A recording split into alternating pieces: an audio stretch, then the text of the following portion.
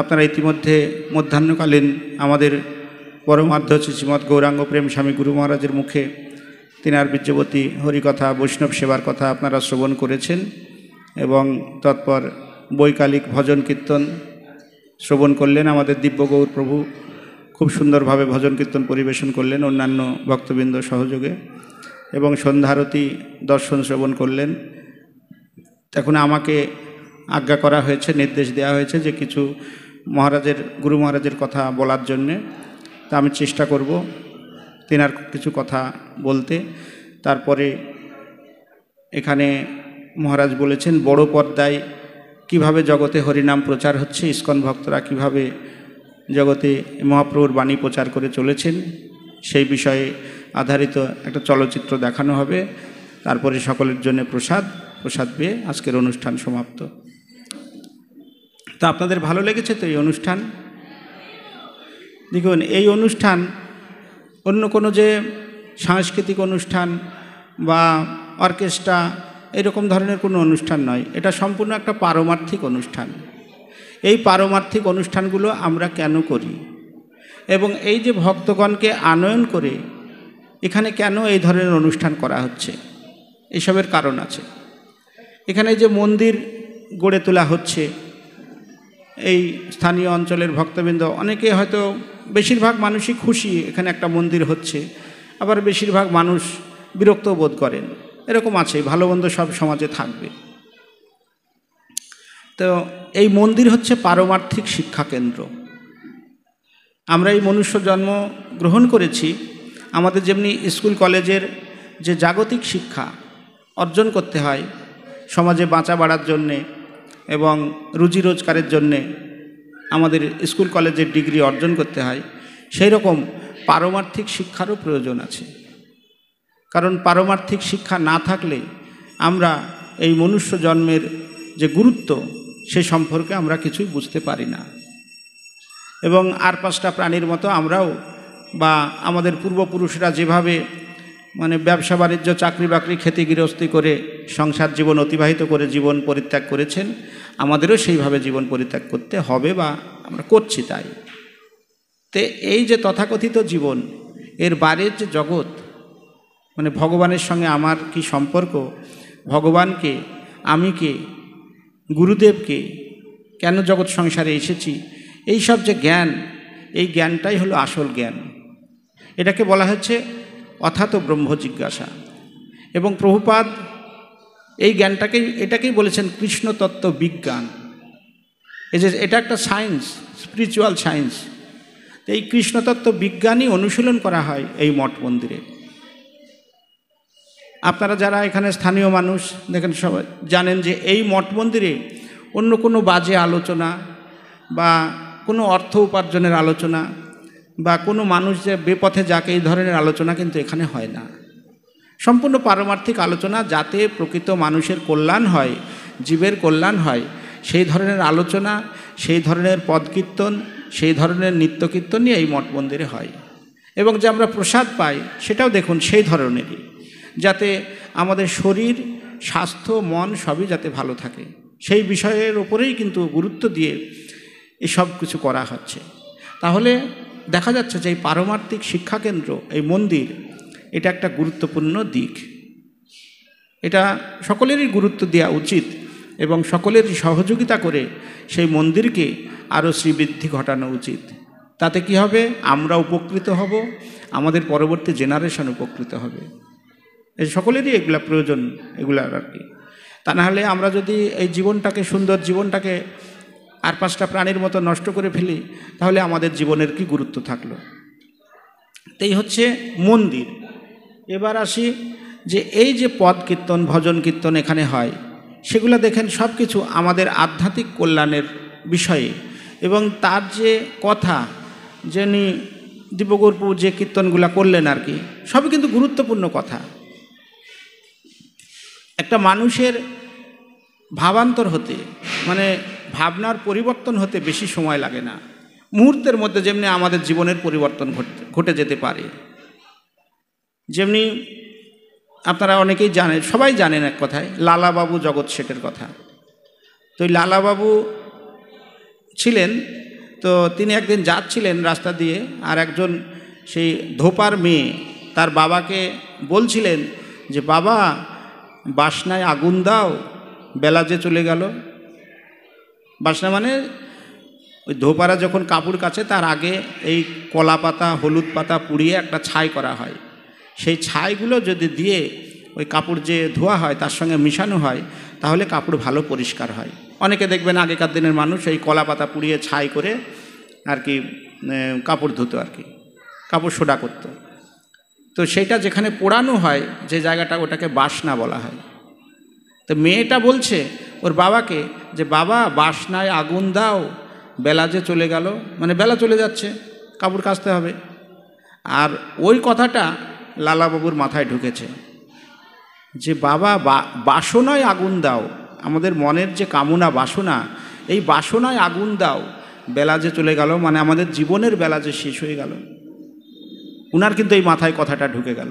সত্যি তো, আমি তো এত রোজগার করছি, আমি তো জমিদার মানুষ, ধনকুবের বলা হতো তখন জগৎ শেঠ লালাবাবুকে, সাহেব মানে নবাব সিরাজদৌল্লার আমলে। তো এই যে একটা কথাতে উনি তখন বুঝতে পারলেন যে আমার তো জীবনের বেলা শেষ হয়ে যাচ্ছে, তা আমাকেও তো আমার বাসনায় আগুন দেওয়া দরকার। তখন থেকে তার ভাবান্তর হয়ে গেল। তখন সেই মানুষটা সেই জমিদারি সমস্ত কিছু পরিত্যাগ করে বৃন্দাবনে গিয়ে ভিক্ষা মেগে মাদুগিরি করে খেয়েছেন।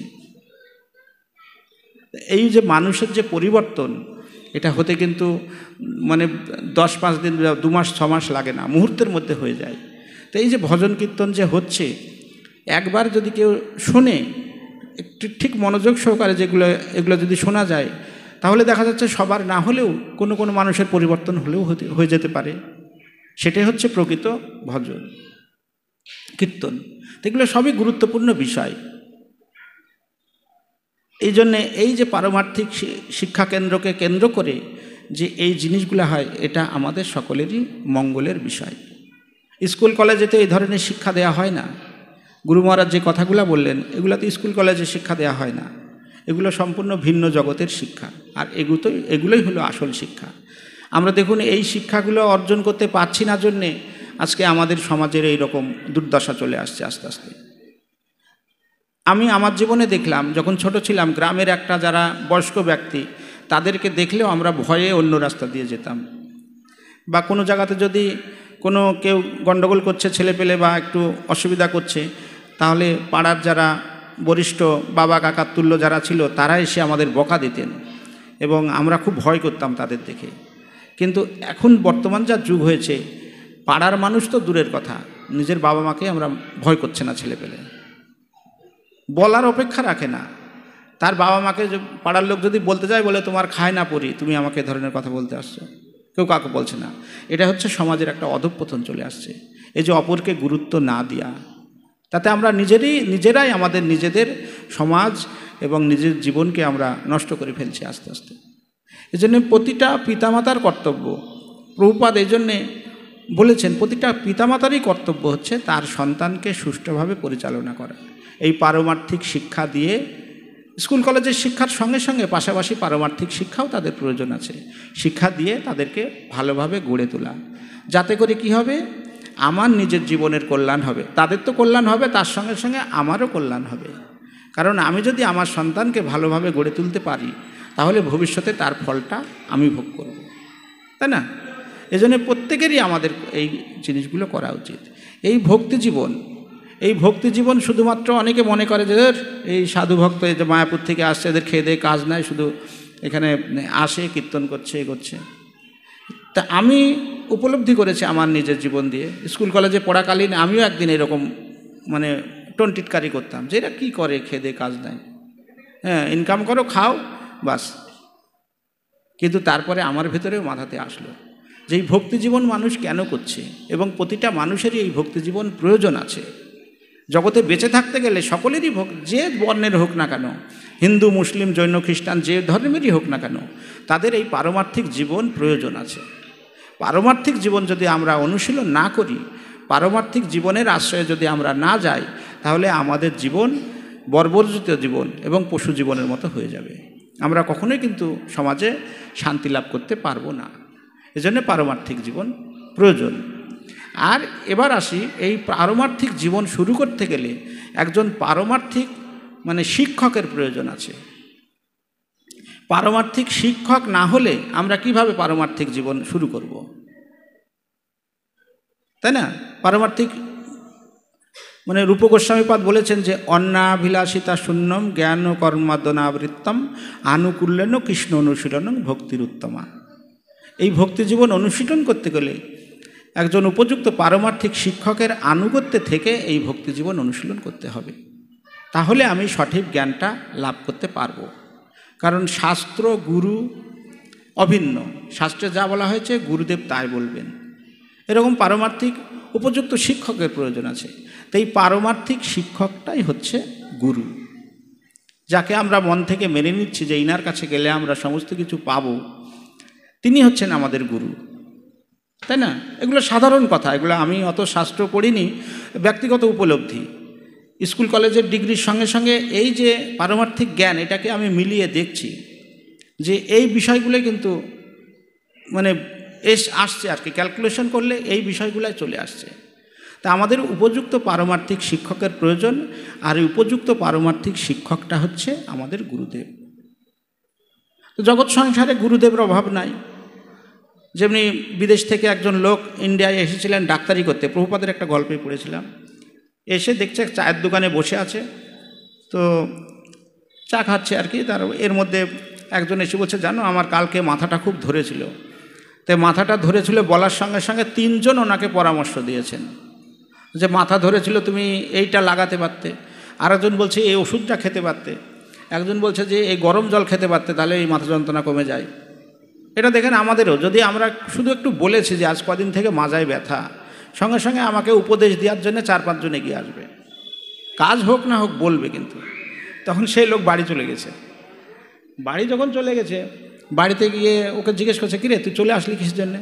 বলছে যে ইন্ডিয়ায় গিয়ে কী করবো, ইন্ডিয়ায় তো আমি একা ডাক্তার, ইন্ডিয়ার মানুষ দেখছি সবই ডাক্তার, ইন্ডিয়াতে ডাক্তারের দরকার নাই।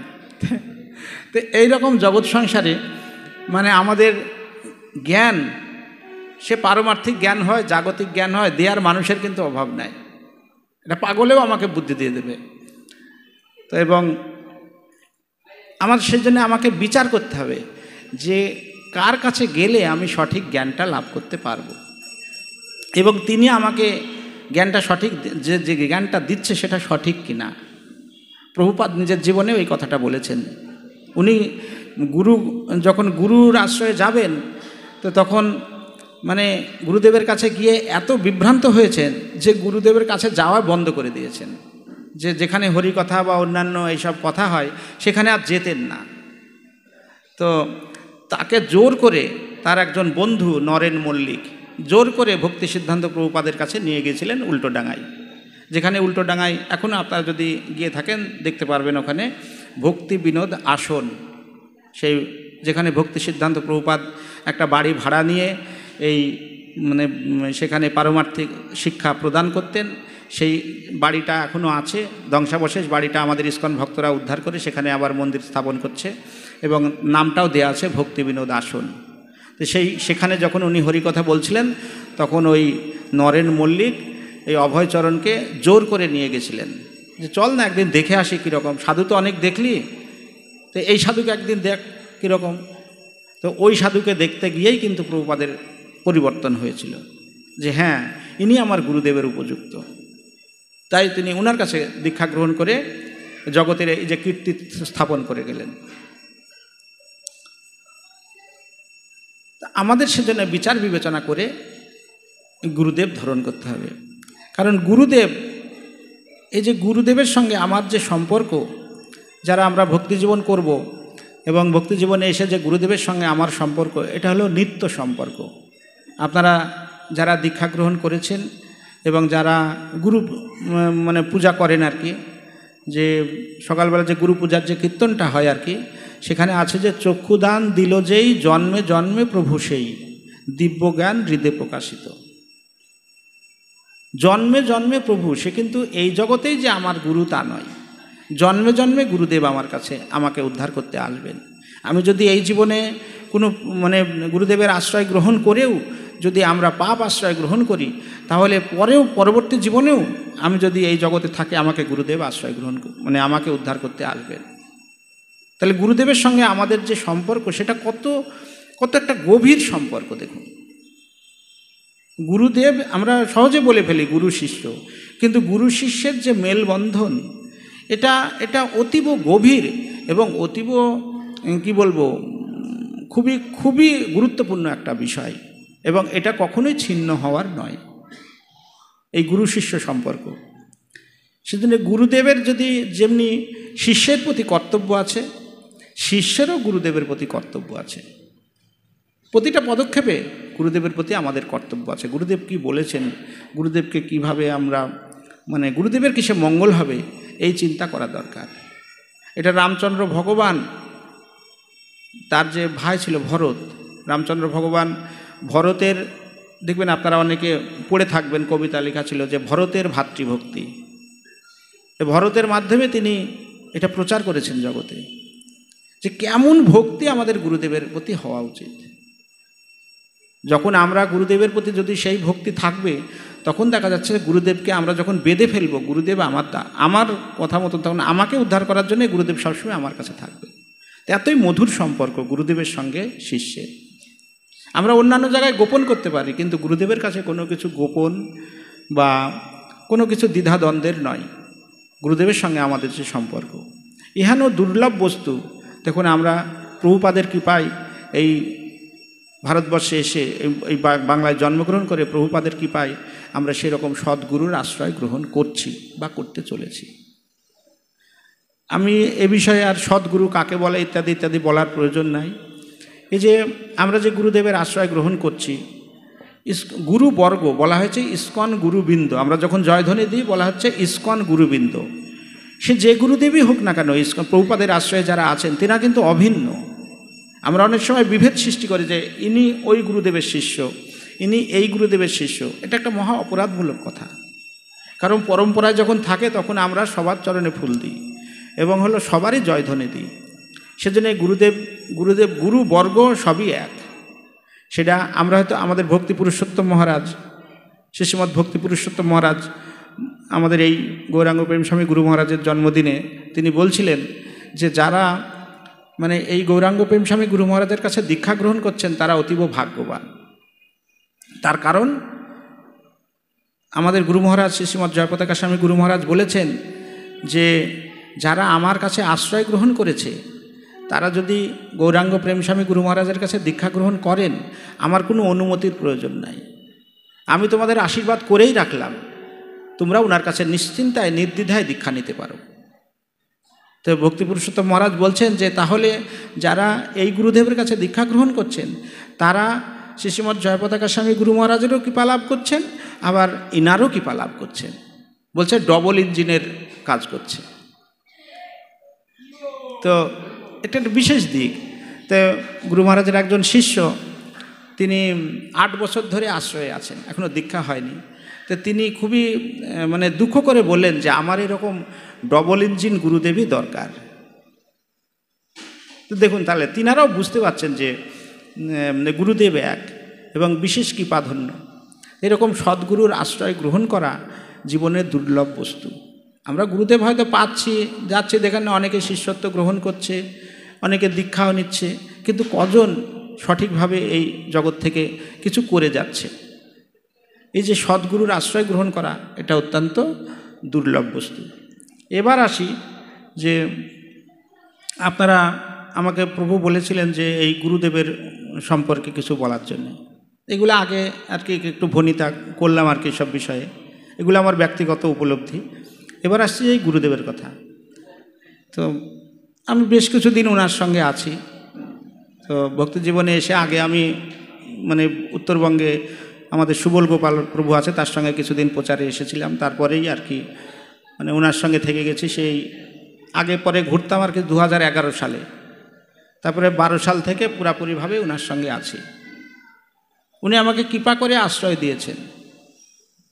দেখুন, আর তার বাদে আমরা হয়তো মনে করি যে আমরা যারা শ্রীশ্রীমৎ জয়পতাকা স্বামী গুরু মহারাজের শিষ্য, তাহলে উনি আমাদের গুরু ভ্রাতা হচ্ছেন।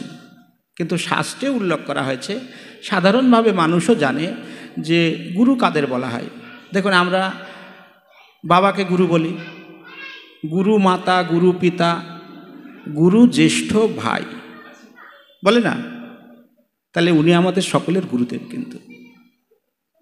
এবং আমি রামচন্দ্র ভগবানের কথায় আসছিলাম, রামচন্দ্রকেও কিন্তু লক্ষ্মণ গুরুদেব বলে মানতেন এবং সীতাকে মা বলে সম্বোধন করতেন।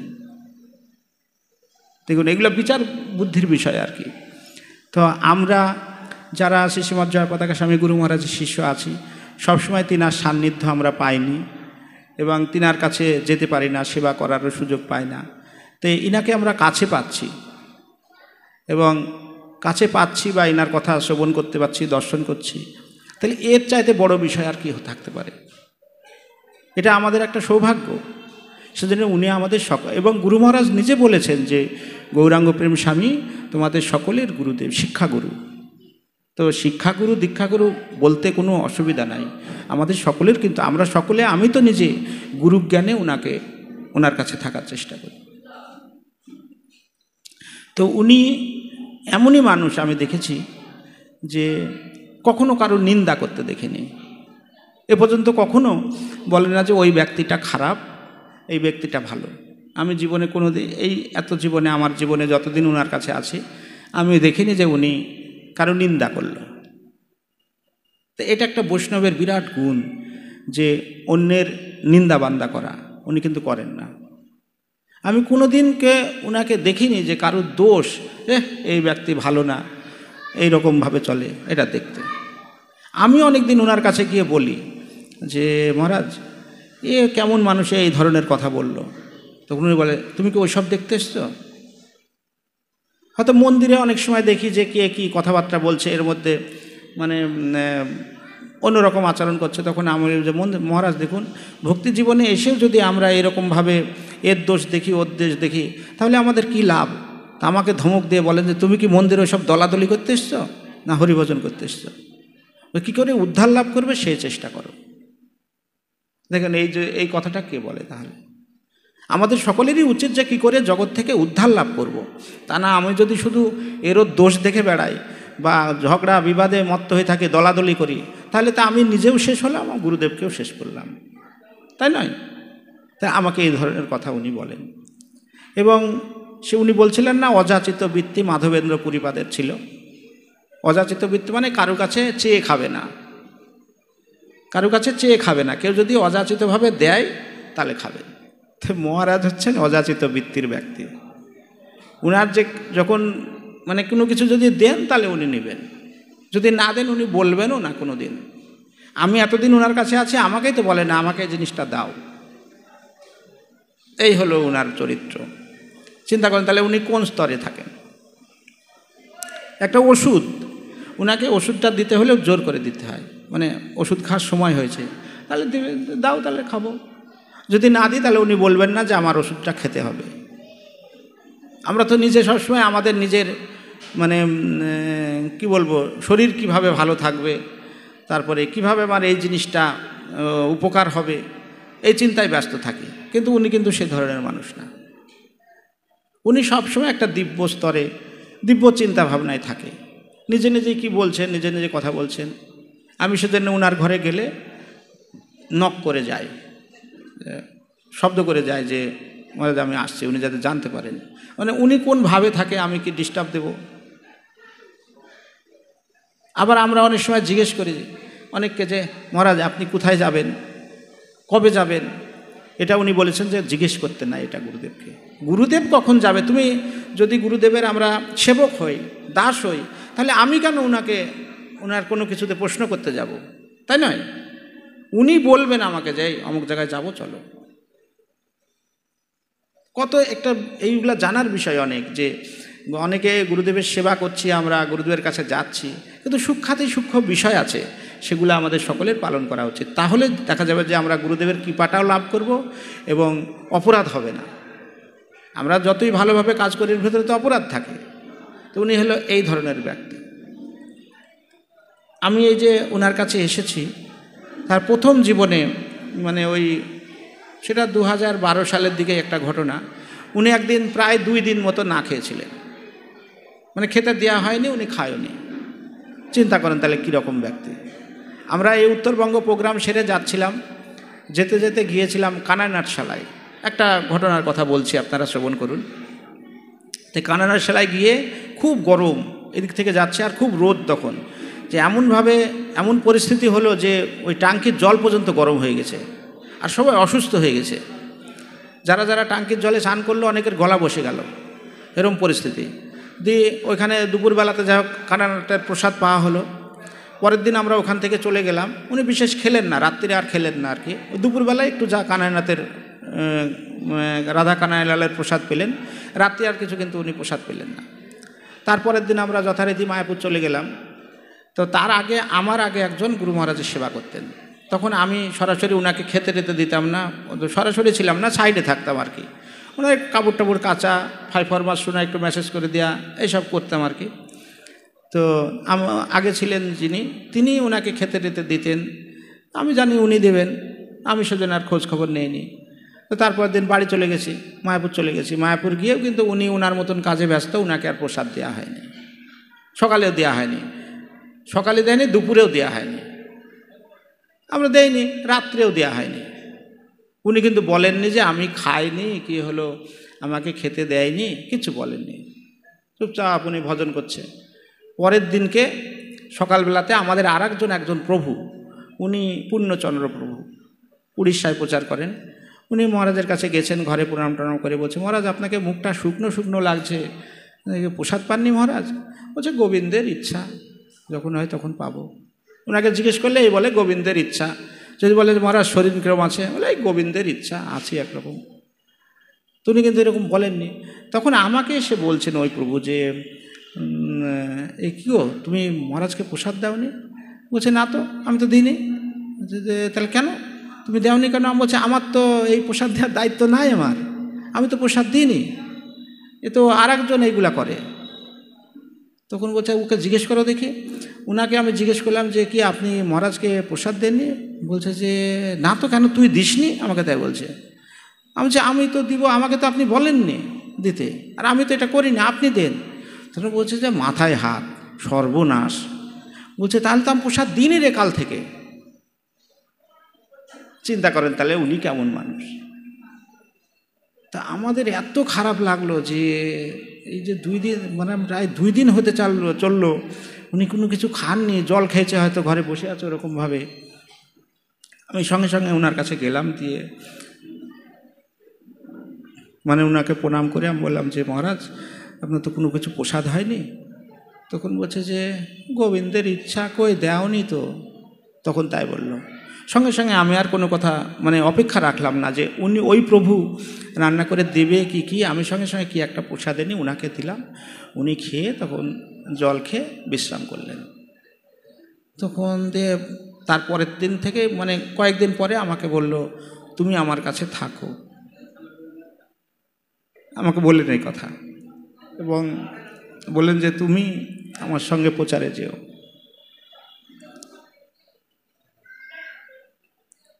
তখন থেকে ধরেন আমি থেকে গেলাম ওনার কাছে। এরকম ঘটনা আর একদিনও ঘটেছিল। আমরা তখন ছিলাম হলো নাটা বাড়িতে, সেদিনকে ওই একই কেস। সারাদিনকে 2 জন ছিলাম, সারাদিনকে ওনাকে প্রসাদ দেওয়া হয়েছিল না। মানে সকালে এক জায়গায় গিয়েছিলেন, বলেছিলেন যে দুপুরে পাবো, দিয়ে আর দেওয়াই হয়নি সারাদিনে খেতে। বিকালবেলা যখন ক্লাস দিতে যাবেন তখন আমি জিজ্ঞেস করছি মহারাজ তাহলে কি ব্যাপারে প্রসাদ দেওয়া বললাম, তখন বলছে কই না তো। উনি কথাবার্তা আস্তে আস্তেই বলেন, কোনো দিন মেজাজ দেন না কাউকে। আমি একদিনই শুধু ওনাকে রাগতে দেখেছিলাম, কোনো দিন উনি রাগ করতে দেখিনি। মানে জোরে আমরা যে হঠাৎ করে রেগে যায় এর উপরে মানে ধমক দিই, চিৎকার দিই, ওনাকে কোনো দিনই আমি দেখিনি যে চিৎকার দেবে বা কাউকে এই তুমি এটা করনি কেন এরকম বলতে শুনিনি। একদিন শুধু আমাদের এক প্রভুর, পরে বলছে সেটা, তো এই যে উনি একদিন খেয়েছিলেন না ওই নাটা বাড়িতে প্রোগ্রাম করতে গিয়ে, তখন ওই বাড়ির মাতাজিকে আমি তাড়াতাড়ি করে আমি বলে যে মহারাজকে কিছু খেতে দেওয়া হয়েছে? বলছে না তো প্রভু আমি দিইনি। তখন আমি বললাম যে দেওয়া হয়নি তো, আমরাও তো কেউ খোঁজ রাখেনি, উনি বাড়িতে এসে ঘরে বসে আছে, ওনার তো প্রসাদ খাওয়া হয়নি সারাদিন। সেই মাতাজি কি কান্না যে আমার বাড়িতে বৈষ্ণব এসছে আর সারাদিন আমরা খেতেই দিতে পারিনি, প্রসাদ পাননি উনি। এত খারাপ লাগলো আমাদের।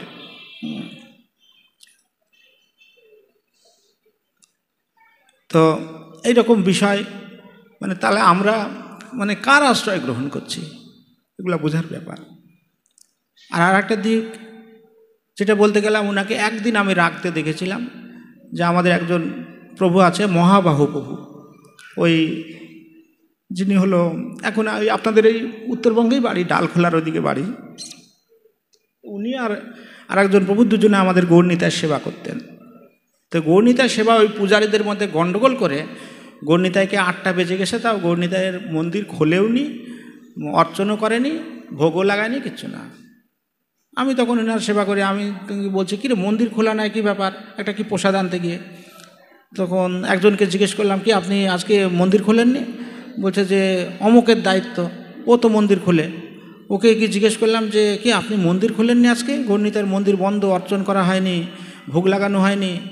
তখন উনি একটা আমাকে অন্য ধরনের কথা বলল যে মহারাজকে বলোগা উনি মারা গেছেন। আমি যথারীতি আমি আবার অত গোপন টোপনের মধ্যে নাই, আমাকে যে যা বলবে আমি মহারাজকে এসে বলে দিই। কারণ আমার যদি কোনো খারাপ কাজ করি, দেখেন জগতে ভালোটা পরে, খারাপ কাজ করি তাহলে কিন্তু আমার দায়টা নেবেন উনি, মহারাজের সেবক এই কাজ করেছেন, তাহলে আমার ভালো কাজেরও ভার উনার। আমার সেজন্য ভালো মন্দ সব কিছু ওনাকে শেয়ার করা উচিত।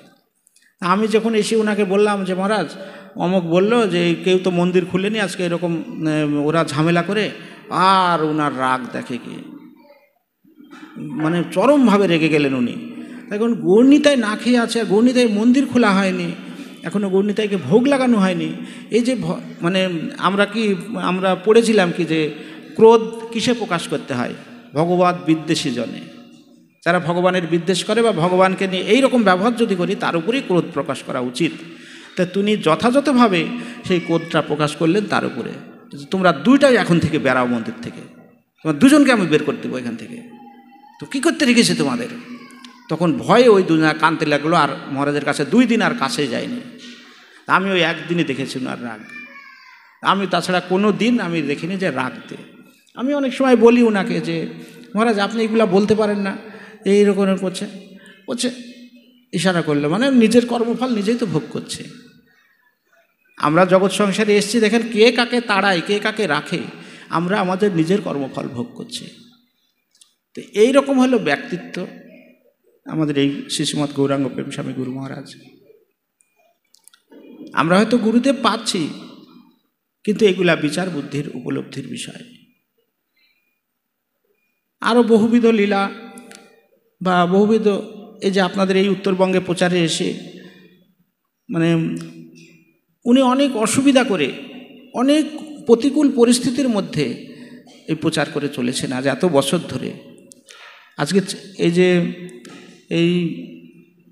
উনি ইস্কনে যোগদান করেছিলেন, প্রথমে একবার এসেছিলেন 78-এ, তারপরে একটু অসুবিধার জন্য আবার বাড়ি চলে গেছিলেন কাগজপত্রের সমস্যার জন্য, পরে আবার 79 হয়ে যায়।